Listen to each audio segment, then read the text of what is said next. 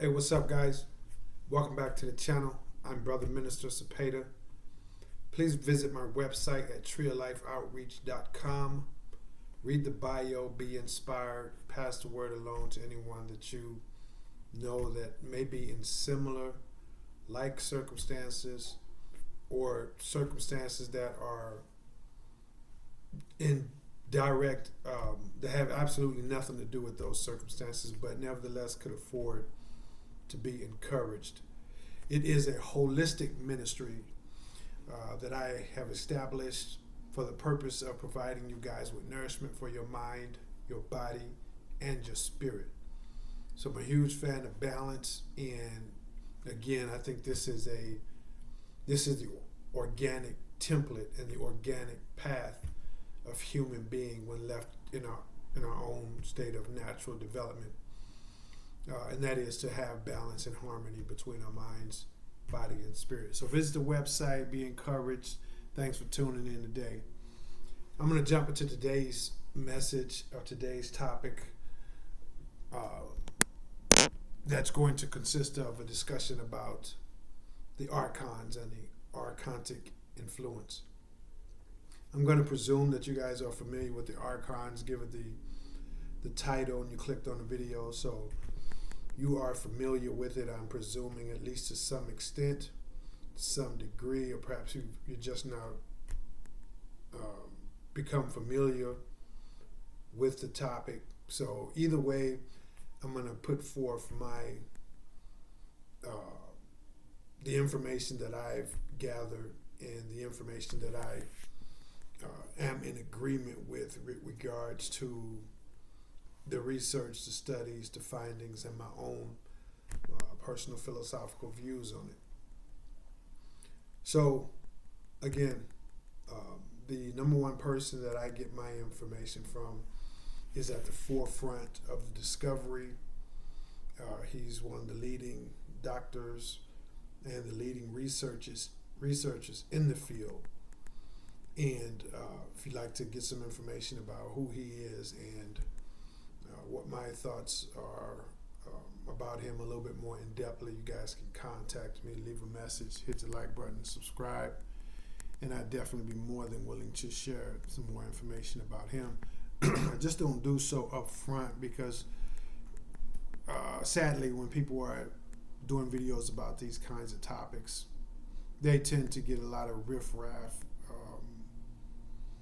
traffic with people who are, really just crankpots and insincere, disingenuous, and they just aren't for real. They just want to either harass or get into this what we would call tongue wrestling contest, which is to say, let's see who can talk the most smack. So I'm not the one to be passing out other individuals' information like that just randomly, but if you're willing to take some time out of your schedule to contact me and inquire about the information, I would at least see that as a sign that perhaps you are indeed for real, and then I would forward you his information and his research, and then you guys can contact him directly. So the archons and the demiurge, these are almost two and one and the same, and I'll get to the difference in just a bit. But what it stems around is the Gnostics and the Gnostics' belief. The Gnostics, as you guys know, once again, these were a group of people who we would nowadays refer to them as being a religious group. The fact of the matter is they were more of a spiritual-based group. And these are the people who were they were the most prominent in the land when it came to this thing that's now referred to as the Bible, this thing that's now referred to as God, the divine spirit. These guys were they were at the top of the list when it came to popularity, notoriety, stature in the community, reputation, things of that nature. So, and they were called the Gnostics, which simply means those who know, those who have the knowledge. And this group of people were eventually killed off very brutally, mind you, very systematically, and very completely by a group of people who were seeking to replace them in terms of those who had the knowledge, those who were the forefronters, those who were seeking to take control of the helm, if you will. And these people who killed them off, who killed the Gnostics off, these people were what we now refer to as the Christians. These were the people who founded their beliefs on the Bible and founded their beliefs on the teachings of Christ and Christianity, and who, again, were seeking to establish their reputation as being the end-all, be-all, the preeminent source when it came to things such as religions, again, the Bible, spirituality, how to be in divine communion with the one true and living God. These people killed off the Gnostics, and they did so, again, very brutally, very unapologetically, and very completely. So that's a quick rundown on who the Gnostics were. And as a result of them having been killed off and just basically butchered and put to death, their way of life, their teachings, their systems, their beliefs were forced to go underground. And they were forced to, obviously they were running and fleeing for their very lives under the sword of the Christians. These people, again, the Gnostics, they were renowned for their everything from their psychic abilities to their spiritual connection with Source, intuitive powers, you name it. So to kind of cut to the chase a little bit, bring the story along, they were killed, and in the process of them being killed over X amount of years, they went underground, and so did their knowledge and their information as the Christians took control and established what we now know as the Bible. These people, way of life and all their teachings were lost. They were lost. With a quick caveat, they were lost, but they were also hidden. They were hidden, and they were hidden very carefully. They were hidden to the point to where they were buried and went undiscovered for almost 2,000 years. And in the 1920s,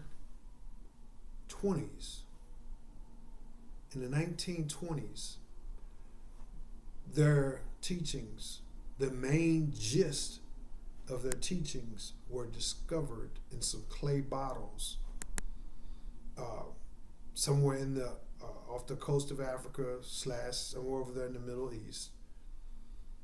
And they would come to be known as the Dead Sea Scrolls. In these Dead Sea Scrolls, there are all kinds of teachings about the Gospel of Judah. People didn't know that Judah had actual gospel. Everybody thought that Judah was the one who actually betrayed Christ, and he did, but he really didn't, because according to these ancient texts who date back, they predate the Bible by hundreds and hundreds of years. According to these teachings that were found again also in the Dead Sea Scrolls, he did not betray Christ, but he did Christ a favor because he was the only one strong enough and determined enough to follow Christ's true will, his true plan, and everybody else loved Christ too much, they wouldn't do it, and he was the only one who had the kahunas, for search of a better term, to actually tell the people what they needed to know about Christ, because Christ chose him because he was the strongest, and had him go tell the Romans where he was at so that Christ could go on and be He knew what was going to happen to him, and that's what he wanted to happen to him in order to fulfill his purpose. So, getting back to the Gnostic teachings, they were also found in this collection of material that is known as the Dead Sea Scrolls. You can do your own research on that. Just simply Google the Dead Sea Scrolls. And there was also the Gospel of the Secret Sayings of Thomas, and all this stuff that predates the Bible. All of it is basically, not basically, literally, almost to without an end, 100% contradictory to the teachings that are in the Bible. So that's to just kind of set the table a little bit about what the Gnostics believed in, and some of the other material that were found in the Dead Sea Scrolls that also predate the Bible, that contradicts and have a very, very different view of what has been taught for the last, close to 1,500 years about the Bible.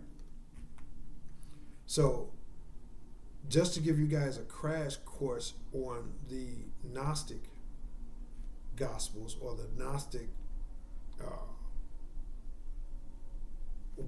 points of views, I'm going to give you guys a crash course on the overall cosmology of the Gnostics, their teachings, and their beliefs. Now that we've kind of set the table, who they were, how this information was discovered, how they met their demise, and things of that nature, we can kind of begin to peel back different layers about this, their entire cosmology. So, according to the Gnostics, again, this information is, as with all the information, or primarily all of the information in the Dead Sea Scrolls, it contradicts what we've always been taught in the Bible. According to the Gnostic Gospels, or the Gnostic teachings, the future is not set. And the creators of our existence, the creators of our universe, of our bodies, and this whole thing that we call Earth and life, the creators of it all are not, their knowledge is not infinite, in the sense that this whole thing that we're going through, it's all being played out to where they don't know the outcome. As the Bible says, this, it happened, it's going to happen again, and this is going to happen like that, and that's going to happen like this. And the Gnostic teachings say that that's not the case, that these people, these things, these entities that created us, they are not necessarily all-knowing. Like the Bible says, that says there's a God who knows everything. Well, these entities, according to the Gnostic teachings, are more or less great creators, great inventors, great discoverers, great scientists who have created this world, this universe that we live in, and they are watching it unfold, watching it develop, watching it play out as it goes along. They don't know the ending of how it's going to end. It's just an experiment to them. Okay? Now, you can do your own research, because the information that I'm setting forth to you is my philosophical approach and my philosophical view of the information. But the information itself is hard copied. Okay, so it's up to you and me and people like us and others to go over these hard copies, collect the information, pray about it, research it, cross-reference it, whatever, and then reach our own decision about the points that they are making. But I assure you, the guy who I have been researching and have cross-referenced and got opposing views from the whole shebang, he's on the tip edge of the spear when it comes to the actual discovery of the Dead Sea Scrolls, the Gospels of Thomas, the Gospels of Judah, the Gnostic teachings themselves, you name it. This guy is in it, from head to toe. Not to say he has all the answers, but to kind of at least allow me to establish some type of cachet with you guys with regards to where I'm getting my information from. And again, any information that I get, research or set forth or take on as one of my personal belief systems, it's thoroughly researched, it's thoroughly vetted. I've prayed, cross-referenced it, and the whole shebang. So, having said that, the Gnostics teachings say that these people, these gods, these peoples, these higher beings, whatever you want to call them, light beings, doesn't matter whatever you're comfortable to refer to them as being, fine. But they don't know all the answers. This is an experiment that they are sitting back watching us and watching this thing play out as if we are all in a laboratory. And they're doctors and scientists, creators, whatever you want to call them, and they're watching it unfold. Whereas the Bible says the end's going to come like this, and the end's already been determined, and this and that and that and this. This is not what they say. So I'm going to digress for just a moment to plug in some holes with regards to our universe, how it's operating, how it began according to the Gnostic teachings. Okay? So according to the Gnostic teachings and the Gnostics' beliefs, these entities, I'll use that word, these entities are always and were always put together in groups of twos, a male and a female. And they're the chief inventor, creator, entity, whatever you want to call it, the chief who overseeing all the different projects and all the different designs and all the different compounds and makeups that these great discoverers and great creators were creating. The overseer of them all always put them in two, a male and a female. And we say male and female, but that could be a light and a dark, a north and a south, a wet and a dry, whatever. Two components that were the opposite of each other. Okay, get it? Night and day, male and female. Okay?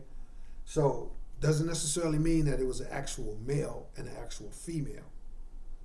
And I'm sure if you guys are already watching this, you guys know, but I am just kind of sprinkling out information for perhaps those who are not as researched in the topic as others. And maybe this is their first time really starting to investigate the topic. So I'm sprinkling little details like that. But at the end of the day, it's my greatest hope that you guys will do your own research, do your own critical thinking and critical analysis, and reach your own critical decision. So these things, that was the only way that they were able to create, was in the prayer tools of two opposing or two different entities who were the opposite of each other. So for henceforth, I'll just say male and female. So there was always a male and a female. This is the only way that they were allowed to create things, to develop things, to go out in what the vastness of this universe amounts to them is their backyard. So we send Carl and John, we send James and Keisha, we send Lisa and we send Paul. They're all going out to the playground. They're just gonna go. One's just gonna go play and create on the monkey bars. Others gonna play and create on the swings, sandbox, you name it. And this overseer, this is the only way that they was allowed to conduct their adventures, whatever their adventures consist of: creating things, destroying things, investigating things, and so forth. They could only do them in twos. Well, their was this one particular group who was at the head of the class, so to speak. They were renowned in that group of these entities. They were highly respected, highly renowned.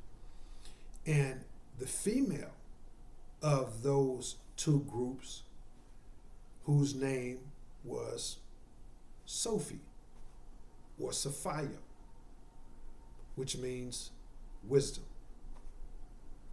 was, and her counterpart was Christos,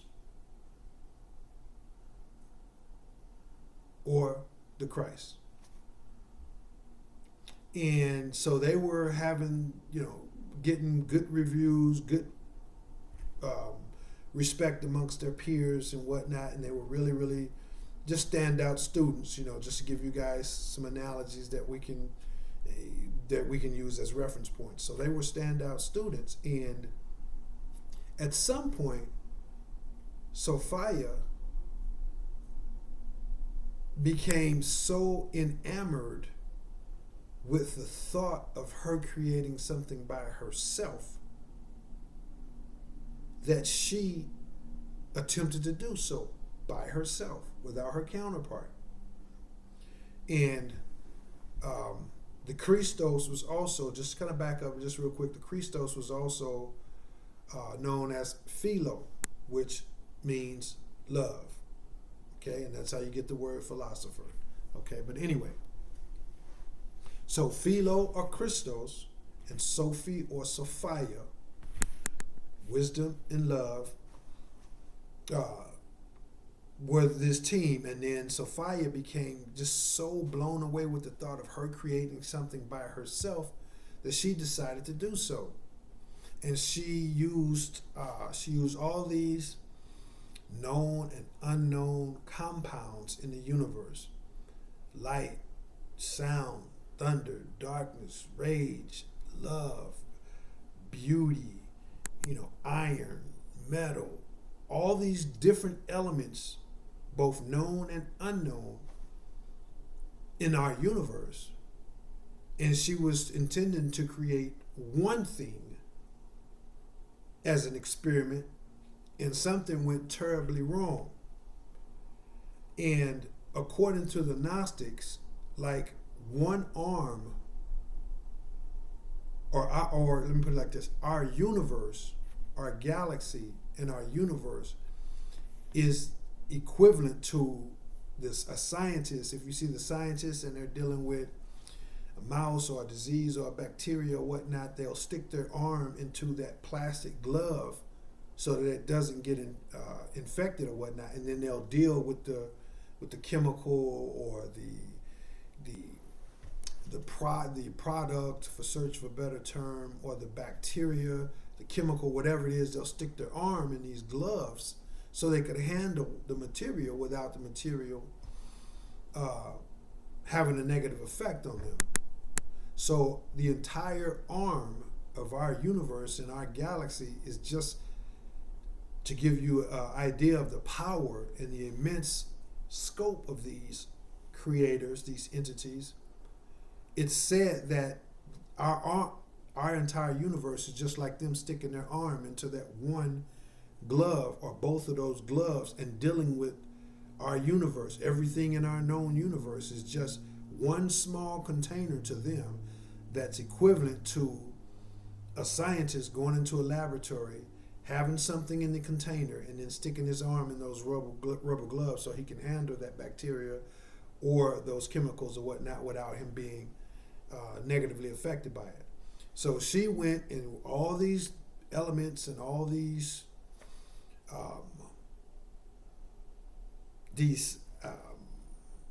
compounds that she had accumulated when she went into her arm to handle them by sticking her arm into our universe, our sun, stars, moons, and all of that.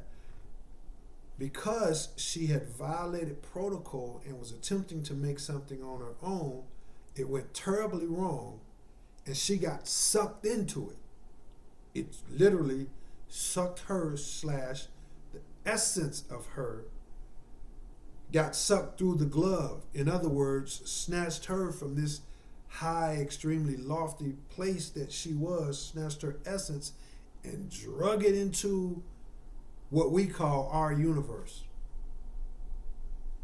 And what, not only that, what it did was it sucked her essence, her strength, her intelligence, her beauty, her wisdom, all of these different things. It sucked it straight through, again, just using an analogy, stuck it through that glove, and she got shot into our universe and became what we now know as the Earth / Mother Earth. This is why the Earth is called Mother Earth. All life comes from the Earth. And so this Earth that we walk on is considered, according to the Gnostic, an actual living being, and is the physical representation of this goddess's, this highly creative intelligence, that because she went outside of protocol and attempted to create something on her own, got sucked into her own experiment and morphed into what we know as the Earth. Now I'm going to do a part 2 on this video so that I can set forth my own individual thoughts, and I may sprinkle in some here and there about my beliefs on this, my philosophical views on that, my research on this, that, and the other. But for now, as you can see, this is taking a bit of time, and this is just a crash course of it, guys. This is literally just a crash course of it. So I'll circle back and I'll share with you guys my thoughts and my beliefs on of the specifics a little bit more in detail, okay? So she became the Earth. Now, also, as a result of her trying to create some outside of protocol, trying to create some on her own, not only did that go wrong, the whole experiment, obviously, you don't need me to tell you, the whole experiment went wrong. Tragically so, if it sucked her into our universe, where she was this big, high, powerful entity, where our universe was tantamount to a scientist sticking their hand into a container with gloves on. This is just to show you the enormous power that these things, whatever you want to refer to them as, actually have. So she got sucked in there, she became the Earth. The everything blew up, for search of a better term. All the love, the power, the joy, the iron, the phosphorus, gold, diamonds, emotions, intelligence, all this stuff that she had put into this container to create this beautiful thing, it all went haywire. She got sucked in, became the Earth, and it created 2 other things that are with us this very day, according to the Gnostics' belief.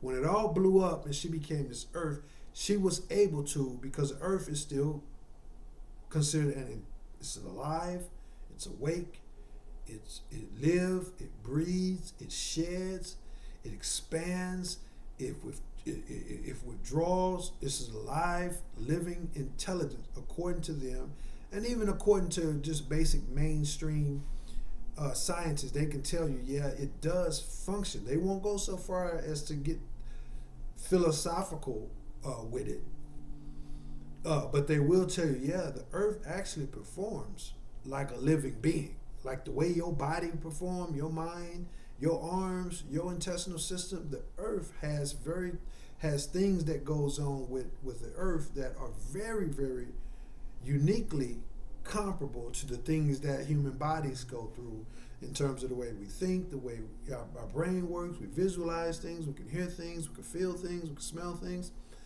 So just mainstream scientists will tell you that Mother Earth has, in her own way, things that are very, very tantamount to those things indeed.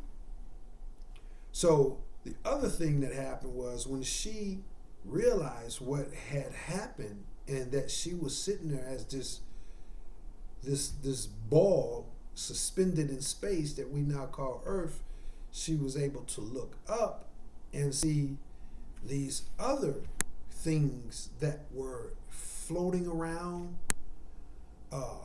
The Gnostics referred to them almost as like fleas, that they was all around the earth. And these things were creating some kind of electrical charge. They emitted like an electrical charge, and they were very, very violent and very volatile. Like they was crashing into each other, almost like when a mosquito hits one of those mosquito nets at nighttime, and just they were going at it. They were just popping and snapping off and popping off in all kinds of different areas. So she knew that was another thing that went wrong, because her goal was to create something beautiful, something powerful, something strong, something harmonious. And these things were behaving radical, volatile, violently, and so she knew that something else was going wrong, and they were all over the place. And then she looked up even further, and then she saw this huge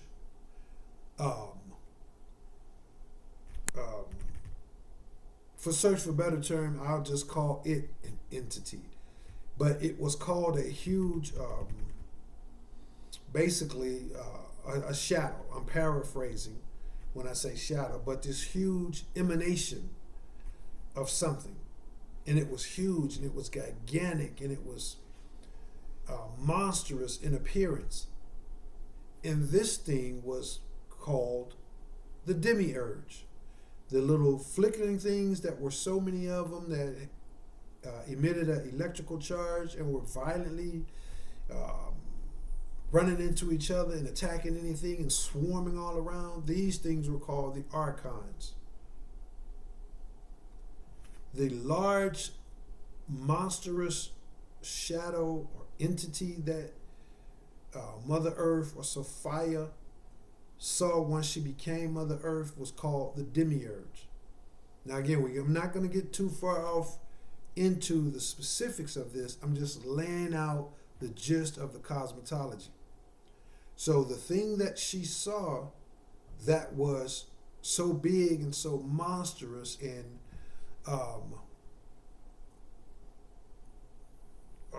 just so odd, so weird looking, it was called the demiurge. So you have the demiurge and you have the archons. Now, if I could jump 10 or 15 steps ahead and then circle back, that's what I'll do, because I'll catch up to the 10 or 15 steps that I'm going to jump ahead. So, according to the Gnostics, this is the 15 steps ahead. According to the Gnostics, the archons are what we as human beings, born, raised, and brought up to believe in the Bible, we call the archons angels. We call the archons angels. According to the Bible, they are angels. According to the Bible, this albatross of a thing that the Gnostics call the demiurge is what we, having been raised on the Bible, we call God.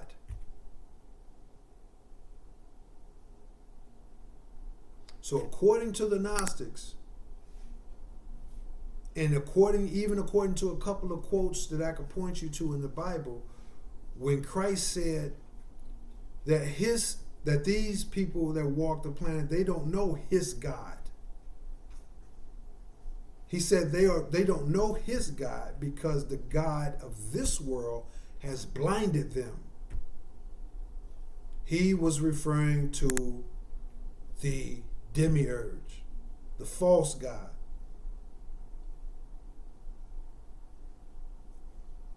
So according to the Gnostics,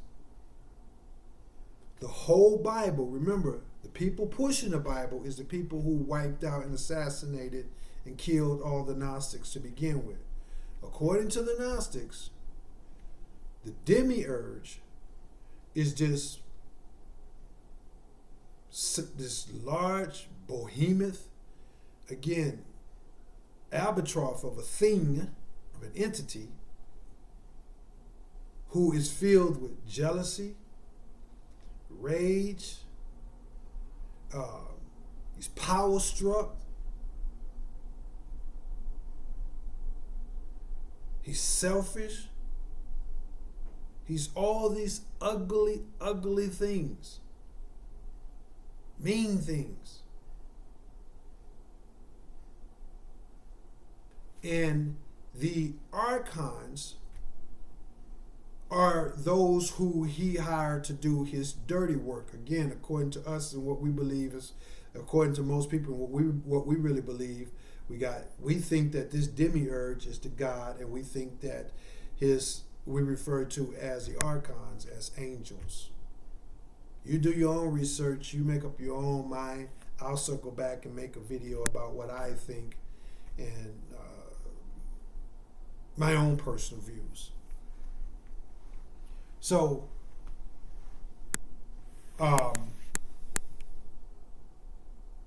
what happens next is she realizes that this big old God, this big old thing we call God, who just as quickly and instantly as she was drawn and sucked into our existence, our what we refer to as reality, and became the earth, the archons were created and the demiurge was created. And so the demiurge basically just woke up, was created, and looked around and saw everything that he could see, and he had no idea that there was anything bigger than him, anything greater than him.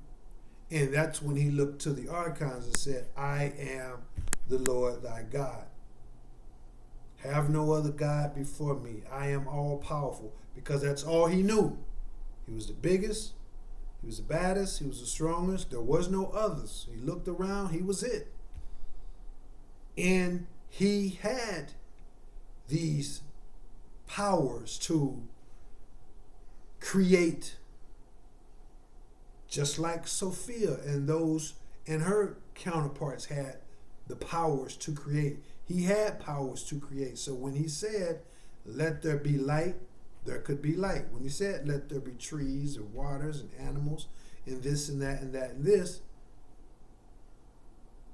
he had the power to make it done, to make it so. But everything that he made was flawed, because he himself was flawed.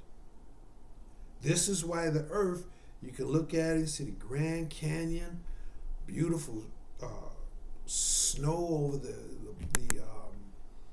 polar ice caps, beautiful rainforest, gorgeous oceans and mountains and just paradise, and it's all flawed. It's still flawed, just as human beings are flawed. When he said, let us create man in our image, in our likeness, that's exactly what he did. And he was flawed, and so man and mankind could not help but to also be flawed. This is why there's such things as different storms, although I'll get into that here in a moment. Different storms, different weather patterns. Man can be loved, he and she can be so loving and so brilliant, and they will absolutely use their brilliance in the service of madness. As brilliant as humans can be, they will use their brilliance in the service of madness. And you don't need me to give you no examples about how they're doing that. See the atom bomb. See slavery, and so forth and so on. See all this beauty, but see a beautiful, majestic lion will go right over there and slit the throat and bogusly kill a beautiful majestic wildebeest. Beautiful in its own right. A gazelle, a deer, lamping, chilling, feeding its family. A lion will come along and split its throat just as savagely and eat it. It's flawed. It's all flawed because the creator of it was all flawed. And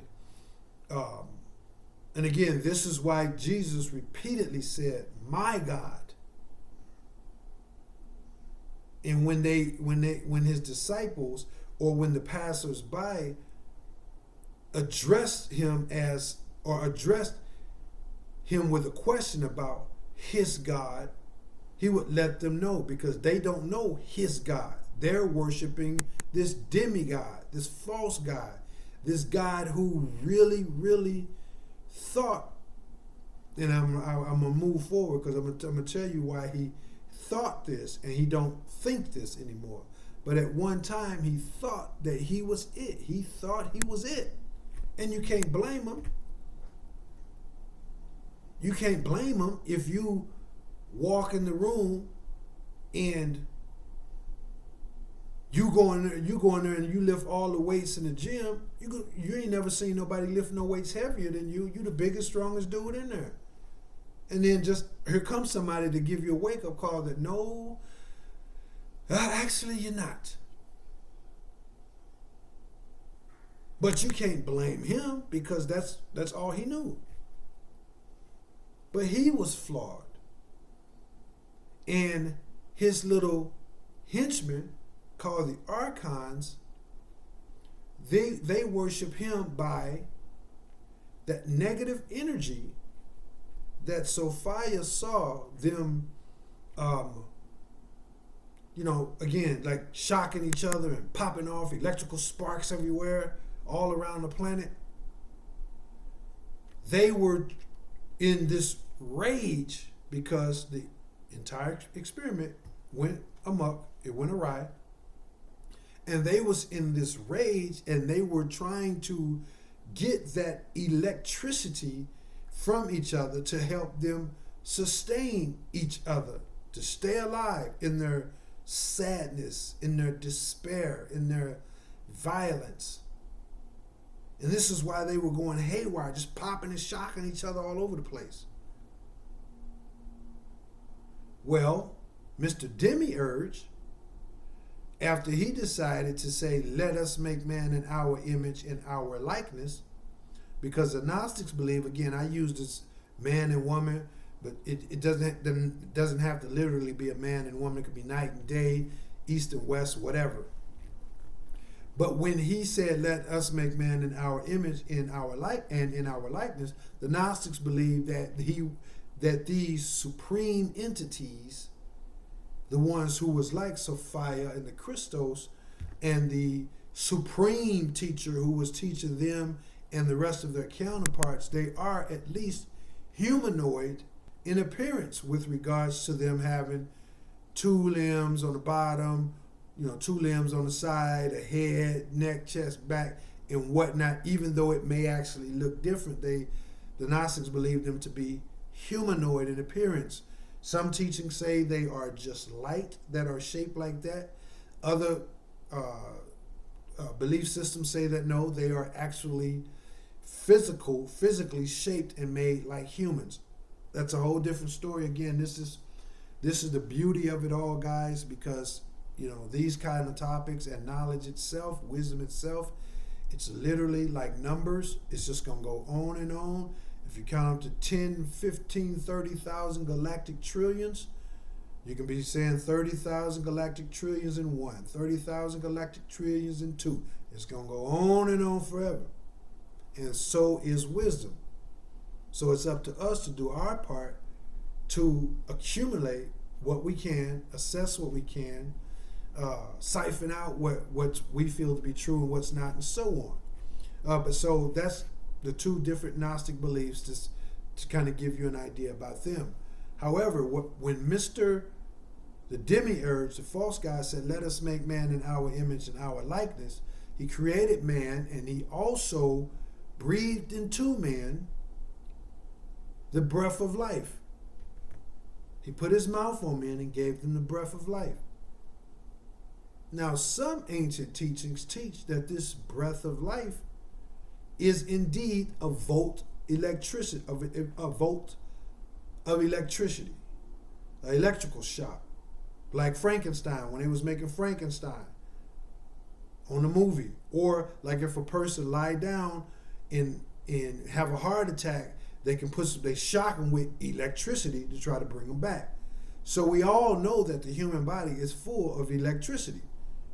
This is a known fact. Again, they can shock you with electricity. The heart pumps electricity. The movie Matrix, science, whatever. It's a given fact that the human body creates, I believe it's 9 volts of electricity. It may be a lot, maybe a lot more than that. But there's voltage of electricity that's in our body. So some of the ancients teach that when he said the breath of life, they translate that as mean he gave them the breath or the volt of electricity that brought him to life, resuscitated him after he created us from clay and put all our things in us, our organs and whatnot. Then we needed that, and that was, again, the Bible calls it the breath of life. Some ancient teachings call it the voltage of life. So in any event, that's what he gave to us as human beings.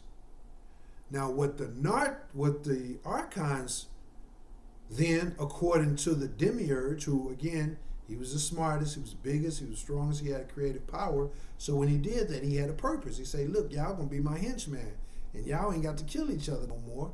We gonna create these cats, humans, and we gonna let you cats, y'all can feast off the electricity on them. And this is what's been happening, again, according to the Gnostic teachings. So the way they feed off of our electricity is to get us into a state of diminished mentality, which is to say, get us worried, depressed, sad, and the biggest juicer form is to get us fearful, to have us walking around in a state of fear about anything. Somebody's going to beat me up, bill might not get paid, girl might leave me, my job I might get fired on a job, whatever. To be walking around in fear. This is the biggest juice form. But the other ones consist of just low energy vibrations, sadness, anger, depression, doubt, hesitation, lust, greed, all these different things. These archons feed off of this electricity that our bodies emit when we think on these lower levels. They do different things to encourage us to think on these lower levels. Ultimately, when they collect this energy, which is often referred to as loosh, when they collect this loosh, they get what they little small, I'll explain to you their size in a moment. They get what their little small body is able to hold, and then they shuffle it right back to the demiurge. So this is how they keep the cycle going. Now, they are said to be so small that they cannot be detected with the human eye. Sophia, Mother Earth, was able to see her because obviously she has a lot more than just the human eyes. So Sophia was able to see them. And here's a kid bit. In maybe about 4 or 5 years ago, maybe 2016, 2017, I don't think it was 2015, but 5-6 years ago, somewhere around there, a doctor. Now, I'm not going to say Harvard grad, because he could have been Yale just as he was Harvard. but he graduated from a very prestigious school. He's a very renowned scientist, very acclaimed by all of his peers, until he went public with this discovery. Now, not only should you not only just research him, research his discovery. Because inquiring minds want to know. Oh, inquiring minds must know. His name is Dr. Santilli. It's spelled just like it sounds. Santilli. Dr. Santilli. He created the Santilli telescope. So while you're at it, check that out as well. Because the Santilli telescope is able to see these entities that are too small for the human eyes to see, just like there's bacteria all over your hand right now. There's bacteria all on your face, but when you look in the mirror, you can't see it. When you look at your hand, you can't see it. There's bacteria on your table, your couch, there's bacteria everywhere, but you can't see it. You have to put it under a certain lens, a certain microscope. And some of them are so small, you have to use a very, very special type of microscope. This is called the Santilli telescope.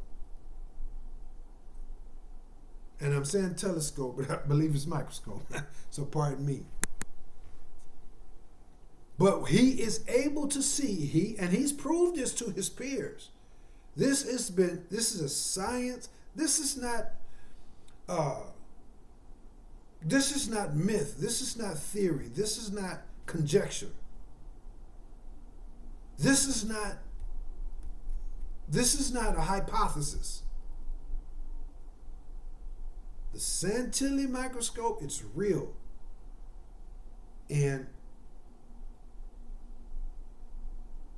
I believe it's actually a telescope. It's been about 5 years since I've researched it. But don't take my word on it.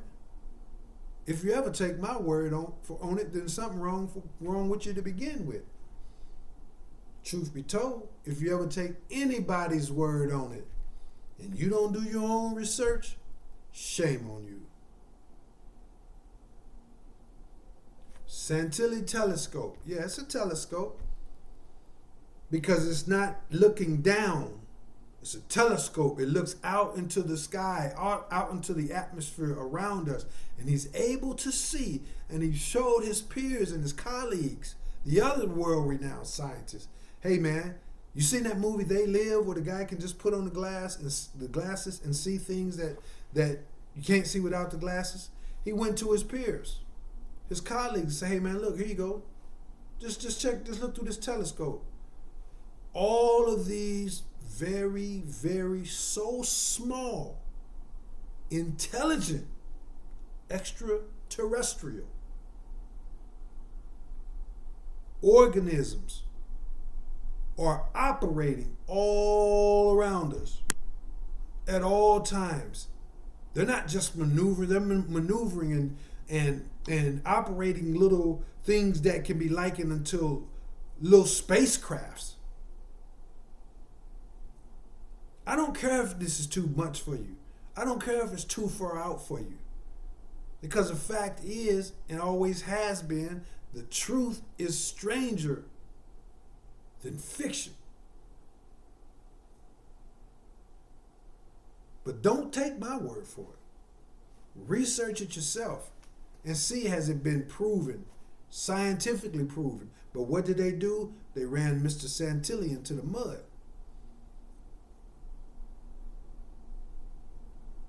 But his discovery yet remains. He can see, just 5 years ago, he was able to construct a telescope that allows anybody who looked through him to see these entities, see them operating, see them moving. Now that's been only 5 years ago. The gnostics said this about 2,000 years ago. they describe these beings, these entities, as being so small that they can't be seen with the human eye. The Gnostics went on to describe them as being they have an inability to create anything, but they have the ability to invent infinite things. Infinite amount of things they can invent, but they can't create nothing. See, because to invent something, you guys already know, to invent something, you got to already have some kind of hardware. You got to have some kind of material that you can take something that already exists and you can invent something from that. But to create something, that means you're starting from blank. You're starting from scratch. Absolutely nothing. To create something. So what they are able to do is, say if the human being, just to give you an example of how they use us, how they manipulate us, by influencing us to think and feel a certain way, so then we might go, just say for some weird, lame ABC type of example, we might just go write 3 straight lines on a piece of paper. And that's all they was waiting for. Now they could take those 3 straight lines and twist them and bend them and shape them and cut them and reassign them and stack them and reassemble them in ways that we couldn't probably even imagine. Because again, these things coming from the way that they were created, they have an intelligence that supersedes us when we're dealing just strictly on a human form. So they sit back and they influence the way we think. They try to influence us with the way we think and the way we feel and the way we speak. And then we lay up there and do something, make something, create something. It wasn't nothing on that line right on that piece of paper right there. We created 5 lines. We created what? An automobile. We created this. We created that. And then they took it, boom. And from what we created, they invented things that just left us in the dust, so to speak. So they need us. They need our human emotions to feed them. And they need us to create something from which they could go on to invent almost until literal infants, eternity.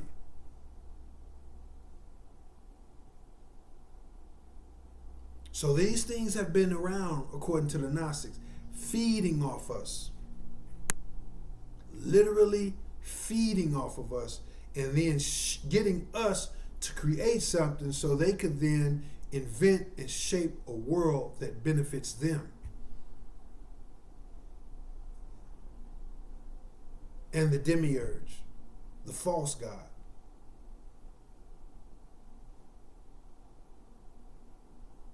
Now, I'm going to begin to wrap this up, but I can't wrap it up without giving you the big tamale of it all.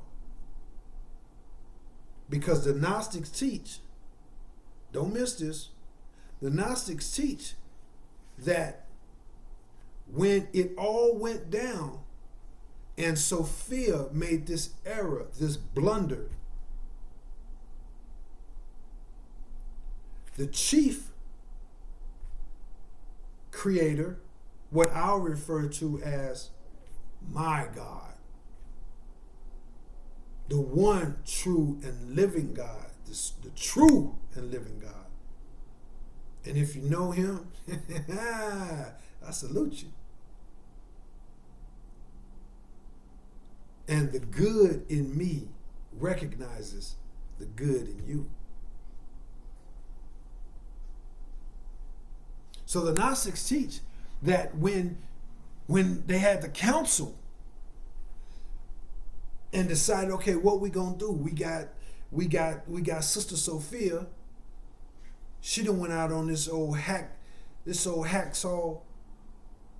selfish move, and then got herself jacked up. Now she's sitting over there, shaped like a big old ball, with all kinds of trees and demiurges and archons and all of this. What do you guys think? There was almost a unanimous vote, according to the Gnostics. There was almost a unanimous vote to say, you know what? Hey man, she violated protocol. She created that. She's in it. She's suffering. She's created a whole universe of suffering.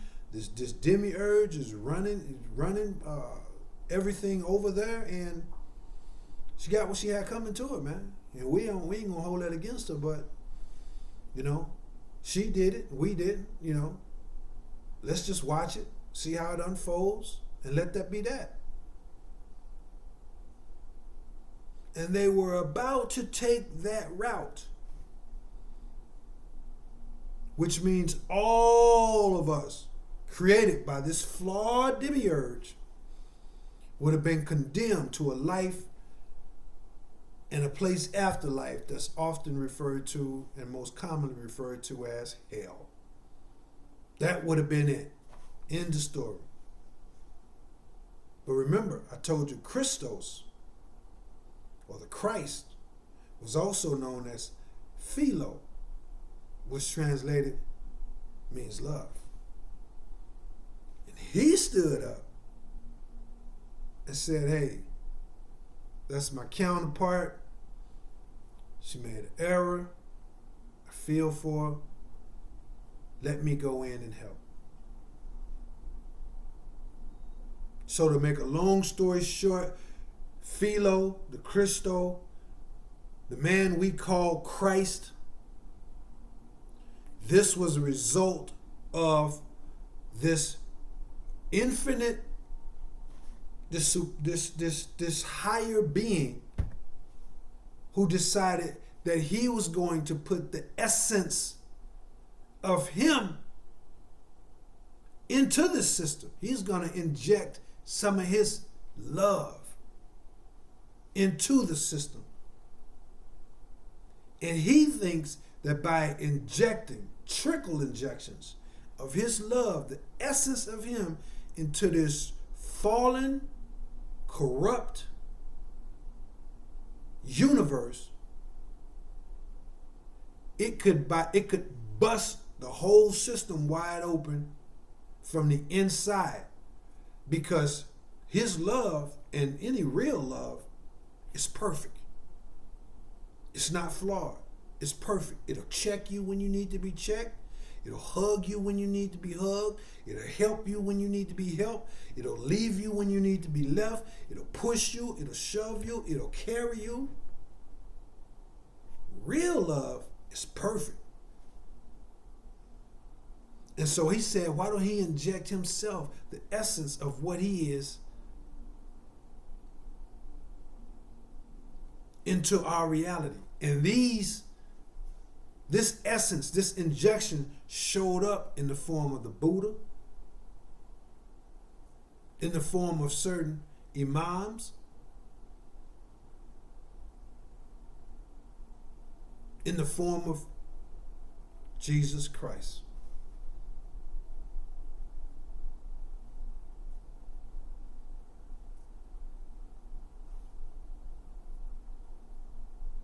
And this is why that same injection is still being trickled in, with few individuals here, few individuals there, who the Christos believe that just by their presence, just by them having this in there, by them having this in them, by them setting an example and leading a life that strives for perfection, perfect love, that can bust the system wide open and free all of us along with Mother Earth.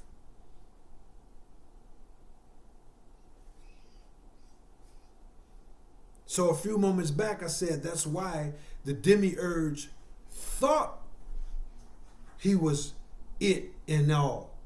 But he don't think that anymore because the truth has been made known to him. He's had his coattail pulled and say, hey man, look dude, I know you thought this and I know you thought this, but you ain't the real God, man. That's the real God right there. I'm the Christos. We're here to bust this thing loose. And him being just what he is, selfish. What he say? He tells you in the Bible, he says he a jealous God. You can't have no God before me.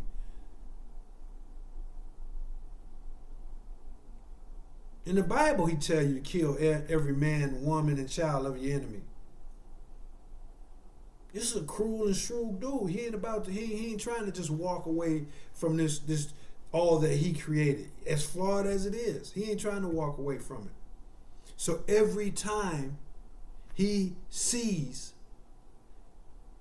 someone has that Christos spirit in him, he uses archontic forces along with the construct consisting of the government, consisting of the laws, consisting of social behaviors, consisting of employment opportunity. This whole system was built out of some archons getting us to create one thing, and then they manipulated and invented a whole bunch of different things. So now we living in a construct that's wholly created by archons,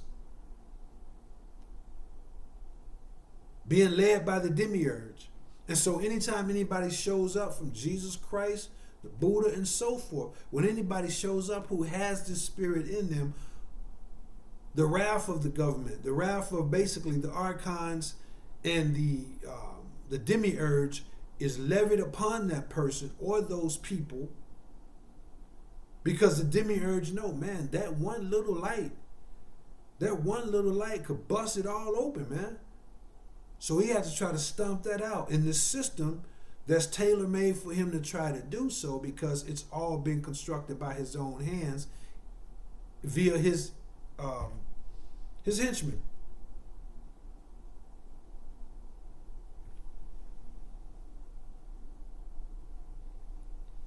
So that's the big tamale of it all. That's the big tamale, is that this is how we have our hope. This is why Christ said, I am the way. He wasn't talking about himself as a person. I am the way, as in the way that I am, the way that I conduct myself, the way that I comport myself. I'm the way. See how I live? People cross me.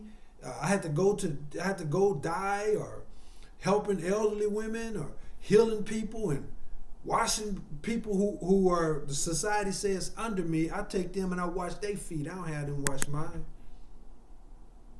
I'm the way. I'm the light. This is what he meant by that.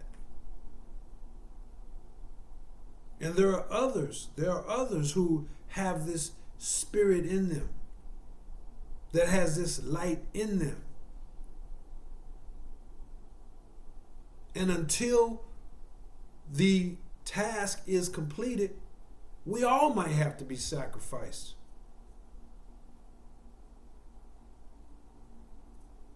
But one thing we know is that the one true and living God put all beautiful things on the other side of pain. This is why most people never get there, because they run from the pain. The pain of being rejected. The pain of being outcast. The pain of being the oddball. The pain of being true to themselves. They run from that pain. And so they can't never get to the other side of that pain. Our Heavenly Father, you can look at Christ, you can look at Buddha, who sat there during there, starved himself to death, was in the midst of death. Said he wasn't going to eat until the truth was made known to him. Now I don't know about you, but if you ever had a hunger pain, you can just think to yourself, no, nobody ever want to die from hunger. Our Heavenly Father put beauty, success, fulfillment, all of our goals, all of our dreams, all of our desires on the other side of pain. So if we have to be sacrificed, Christ had to be sacrificed and woke up on the other side of glory. He said, now all power is in my hand. When he was walking on earth, he didn't have all the power in his hands. So that's where it's at, guys. This is our out right here. This is our out. This is the culmination of it all. And that basically completes my interpretation in alignment with my own philosophical views and the studies, the research, and the prayer that I have put into all that I've read pertaining to the Gnostic gospel. You guys can look forward to me doing some a video on the secret teachings of Thomas and the gospel of Judah.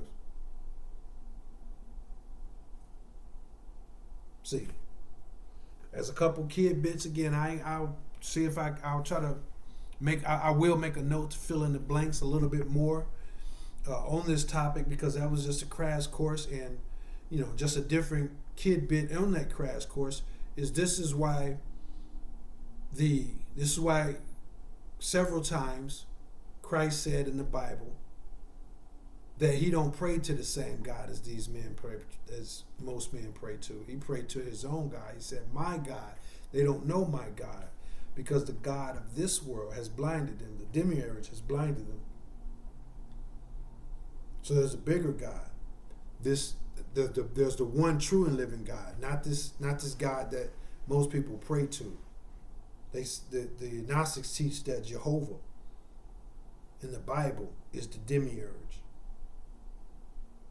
They teach that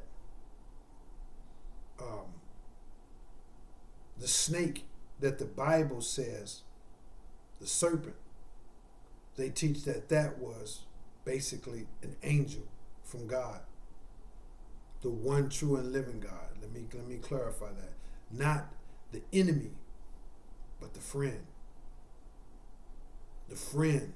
This is what the Gnostic teach. That everything the Bible said is upside down and backside front.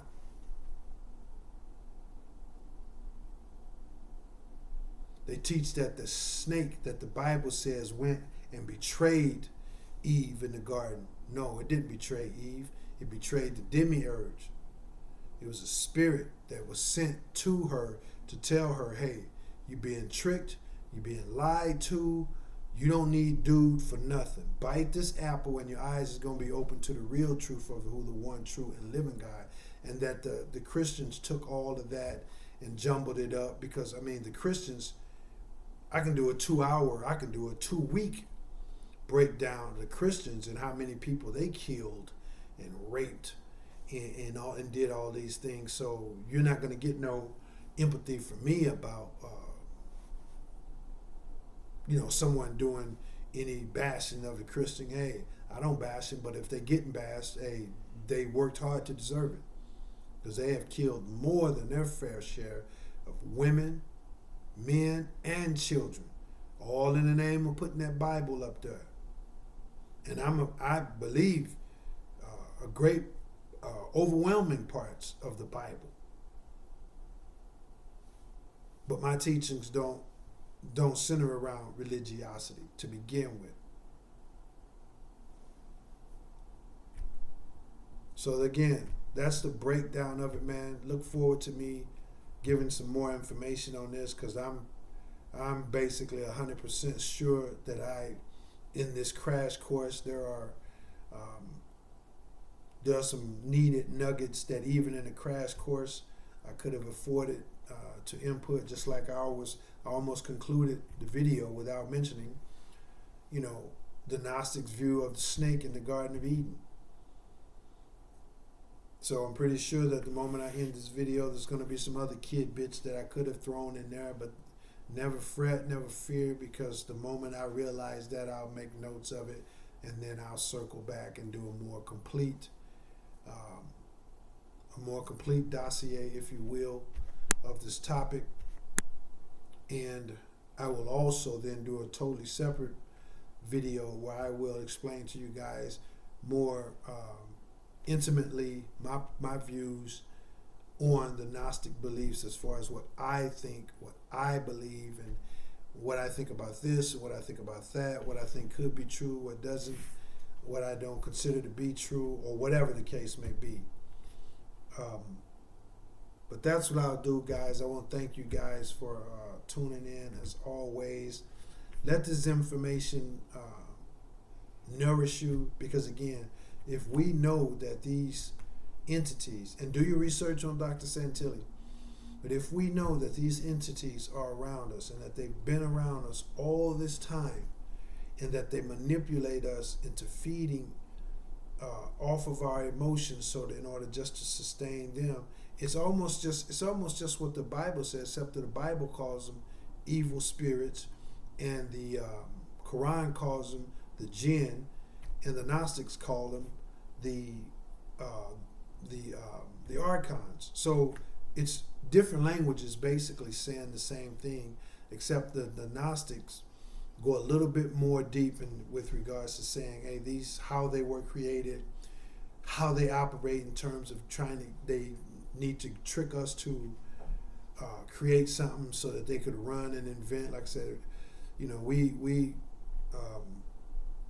may have just created a slingshot, and they took that, and a few years later they was morphed that into guns. Just flip that and use that to get us to some kind of way further, keep on that path to where the next thing you know, they had us creating guns or inventing guns or whatnot. So whatever the case may be, man, if you know that these entities are around, and they are, remember at one time we couldn't see the bacteria without a microscope. It didn't mean that bacteria wasn't always there. These things have always been here. They're seeking to manipulate us. And just another kid bit. This is why I know I'm gonna have to do a follow-up video. What destroys them, what eliminates them, what defeats them, what causes them to be absorbed and dissolved in their entirety to where they are no longer existence, is what the Christos, what Philo imparted unto us, which is that love. That love emotion is literally that light. That's what it is. So, like they use our negative emotions to try and feed off of, to keep them alive. If we are able to keep our emotions up, to think and remain in a higher state of emotional being, compassion, honor, integrity, love, joy, hope, blissfulness, all these different things, then that we don't have to fight against them.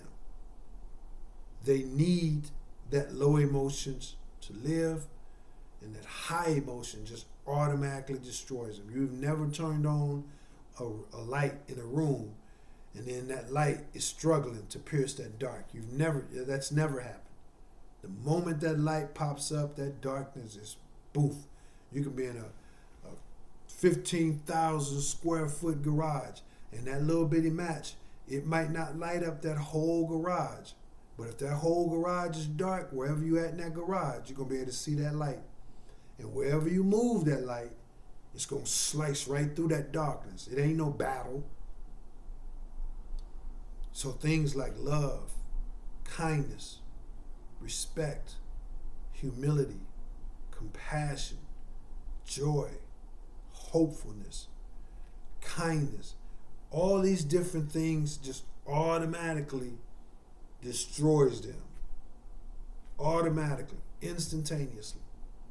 So this is that Philo, that Christos Spirit that dwells within us who have it. And so all we have to do is just stand in that, make sure we are being conscious of keeping our emotions at a certain place. And if you have to check somebody, or if you get into an argument, or if there's no argument but you just feel down, we're humans. If you just feel down, that's fine. That's all a part of this. That's not the question. The question is, and the challenge is, don't stay there.